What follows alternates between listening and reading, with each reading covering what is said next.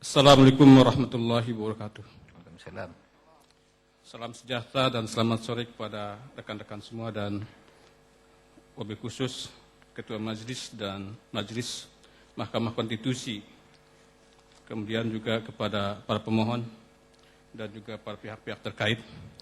Terima kasih atas perkenannya memberikan waktu kepada saya, Muhammad Junaidi SH, produk Advokat KAI UCA 1. Adapun saya sebagai saksi fakta dalam hal ini pernah menangani perkara yaitu di sidang Papua, Pengadilan Negeri Timika.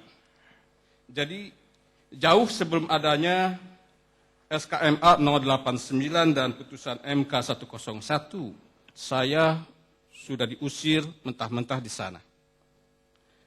Terkait dengan perkara yang saya tangani adalah sekitar Januari tahun 2009, ada PHK massal di salah satu perusahaan namanya PT Redfat Indonesia, mitra usaha PT Freeport Indonesia. Kurang lebih 240 orang terkena PHK massal secara sepihak. Di antaranya, 135 orang di antaranya mengundang kami, salah satunya dari Jakarta, dan kami bertemu di sana dengan advokat Pradi dari Surabaya. Secara profesional, siapapun, saya sudah bekerja 10 kali perusahaan, tidak ada masalah Pradi atau siapapun. Tapi sangat mengenaskan adalah bahwa saya secara pribadi dari produk KAI, ketika beracara, ditolak mentah-mentah secara lisan oleh majelis hakim. Yang notabene majelis hakim tersebut adalah Ketua PN Timika waktu itu. Di sini ada surat kuasa dari klien kami. Di sini sudah salinan berita acara pengambilan sumpah, karena ditanyakan berita acara sumpah. Jelas-jelas saya sudah mengatakan bahwa untuk berita acara sumpah tersebut, sebaiknya, seyogianya, majelis hakim bertanya langsung kepada organisasi kami, bukan urusan dengan advokat. Karena kewenangan kami dengan adanya surat advokat, kartu tanda pengenal advokat itu sudah cukup. Karena bagaimanapun dalam ketentuan undang-undang advokat, tidak ada ketentuan yang mewajibkan kepada advokat untuk menyerahterimakan berita acara sumpah.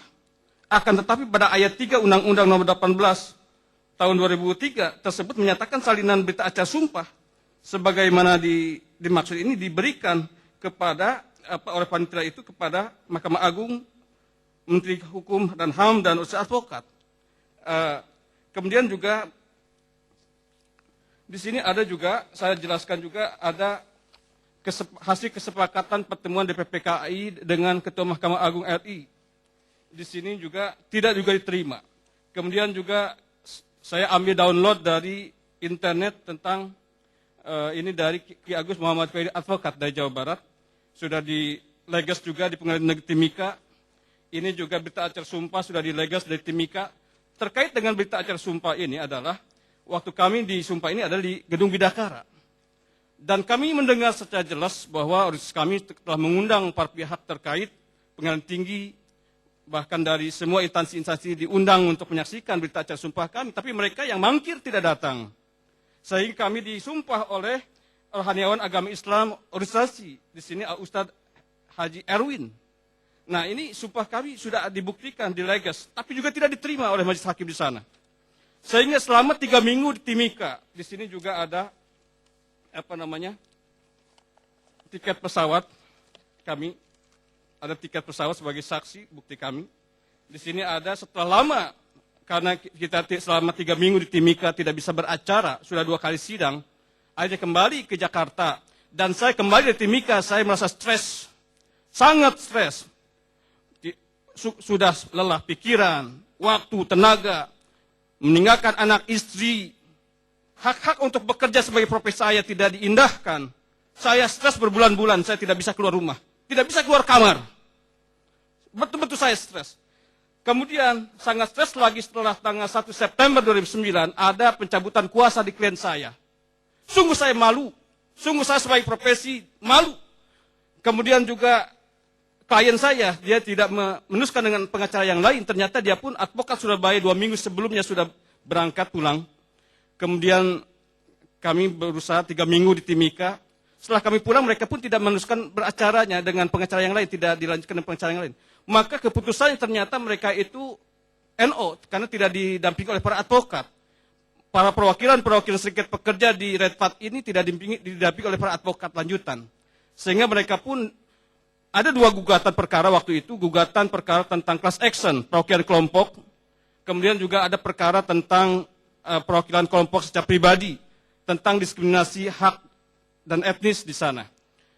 Tapi karena kami tidak bisa beracara setelah 3 minggu kami tinggalkan, mereka akhirnya semuanya gagal 2 perkara tersebut. Yang tadinya sudah dibayangkan sekian M dari persentase kami, terus dengan dana operasional, semua dana operasional tidak ada, semua kami kembali ke Jakarta 0 dengan 0, lelas, pikiran, tenaga, terkuras dan sebagainya.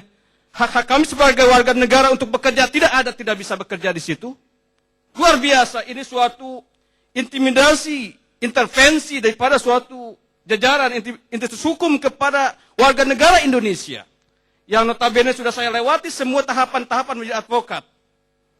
Saya sendiri tidak mengatakan ini dari peradilan, tidak, kita profesional saja bekerja. Tapi kalau sudah seperti itu, saya sakit hati betul. Ini adalah pengalaman pribadi saya. Majelis Hakim boleh di sini memiliki semua ini. Di samping itu, untuk mewakili kawan-kawan yang lain, di sini ada 4 kawan yang lain dari Pengadilan Negeri Tanjung Balai, 4 advokat dari Pengadilan Negeri Tanjung Balai. Mereka bahkan sudah mendapatkan penetapan dari Pengadilan Negeri Tanjung Balai untuk bisa beracara, namun dieksepsi atau dibanding oleh jaksa untuk ke Pengadilan Tinggi, sehingga Pengadilan Tinggi mengeluarkan surat mohon petunjuk ke Mahkamah Agung tembusannya dan juga intervensi kepada Ketua Pengadilan Negeri Tanjung Balai supaya 4 advokat ini tidak boleh beracara. Luar biasa. Intervensi daripada jajaran Mahkamah Agung luar biasa. Ini adalah menandakan bagaimana ada intervensi kepada produk-produk KAI, produk-produk advokat KAI. Ini Majelis Hakim boleh ini semua untuk Majelis Hakim. Mohon izin untuk menyerahkan langsung ke Ketua Majelis Hakim.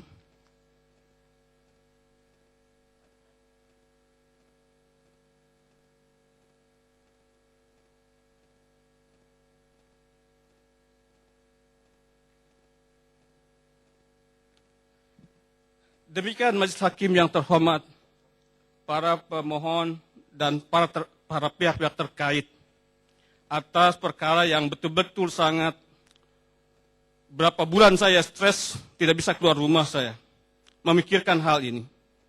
Saya tidak bisa bekerja, terganggu pikiran saya, merasa terhina, direndahkan, dan sebagainya. Sehingga mohon dalam hal ini kebijakan yang betul-betul kebijakan, sesuai dengan undang-undang daripada negara Indonesia, bahwa setiap warga negara berhak untuk bekerja, berkarya, berprofesi, untuk menafkahi anak dan istri. Demikian Majelis Hakim yang terhormat, yang bisa disampaikan dalam kesempatan ini. Terima kasih atas perkenannya. Wabillahi taufiq wa hidayah. Wassalamualaikum warahmatullahi wabarakatuh. Baik, ini